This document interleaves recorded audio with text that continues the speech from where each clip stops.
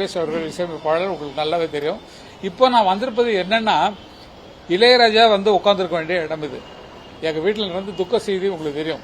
அதனால் அவரால் பேச முடியல. அதுக்காக நான் அவர் சார்பாக வந்திருக்கிறேன் என்று சொல்லுவதில் பெருமைப்பட்டுக் கொள்கிறேன்.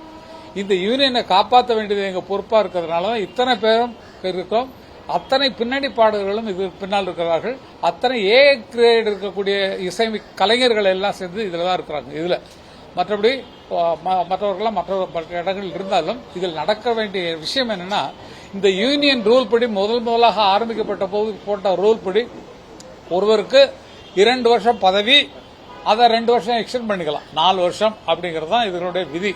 இதை தொடர்ந்து ஆண்டவர்கள் யாரும் கிடையாது.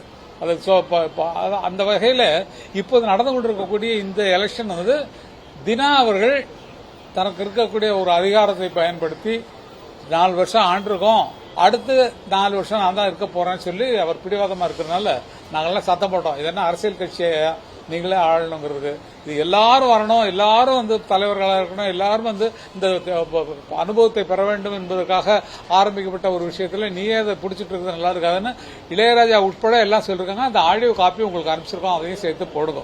இளையராஜா பேசியதே கேளுங்கள் அப்படின்னு சொல்லிட்டு அதை போட்டு பாருங்க.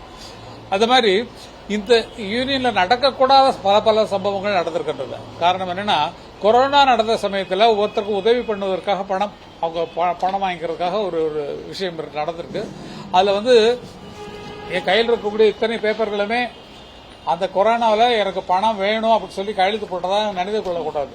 இது இவர்களாக தயார் பண்ணி பவதாரணி, இறந்து போன பவதாரணியின் கையெழுத்தை போட்டு கூட அந்த பணத்தை அவர்கள் எடுத்திருக்கிறார்கள் அப்படிங்கறதா உண்மை.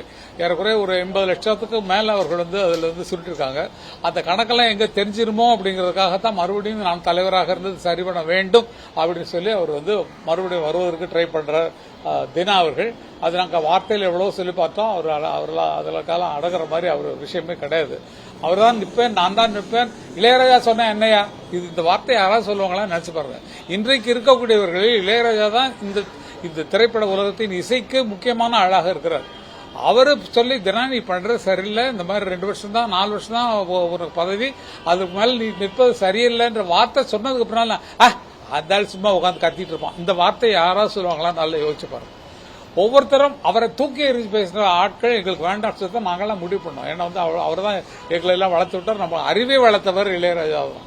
ஆர்கஸ்ட்ரேஷன்லையும் இதுக்கு மேல இந்த நோட்டு வரலாம், இதுக்கு மேல இந்த நோட்டு வரலான்னு நீங்க பார்க்கக்கூடிய இசை அற்புதங்களை எல்லாம் செய்து கொடுத்தவர் அவர் தான். அவரை பற்றியே திட்டி அவர் என்ன சொல்றது நான் என்ன கேட்கறது அப்படின்னு சொல்லி இதனை அண்ணாமலையிடம் ரிப்போர்ட் பண்ணும்போது அண்ணாமலையிடம் சொல்லி எனக்கு பிஜேபியில் வேற இருக்காரு. இன்னைக்கு பாத்தீங்கன்னா மேல வந்து மோடி, கீழே வந்து இவர் நாளைக்கு எலெக்ஷன் வாங்கன்னு சொல்லி போட்டு அப்ப மோடிக்கு அப்புறம் இவர் தானா அப்படிங்கிற மாதிரி ஒரு திமிரு தினாவட்டில் இருக்கக்கூடிய ஆட்கள் நமக்கு வேண்டாம். இது மியூசிக்ங்கிறது சாஃப்ட், அத்தான் என்னத்தான் அப்படின்லாம் சாஃப்டா பண்ணாது. மெல்லப்பூன்னு போனது. இப்ப அடிக்கிற அடியில் மாதிரி இப்ப எல்லாம் கிடையாது. சாஃப்டா இருந்த ஒரு மெலடியை ரஃபா கொண்டு போய் டங்கு டங்கு டங்கு டங்கு டங்கு டங்கு டங்குன்னு அடிச்சு இன்னைக்கு நீங்க கேட்கிற பாட்டெல்லாம் யாருக்கும் குறை சொல்லல. அந்த மாதிரி இந்த மியூசிக்கை குழப்புற மாதிரி இந்த யூனியனை குழப்பி வச்சிருக்காருன்னு சொல்றேன்.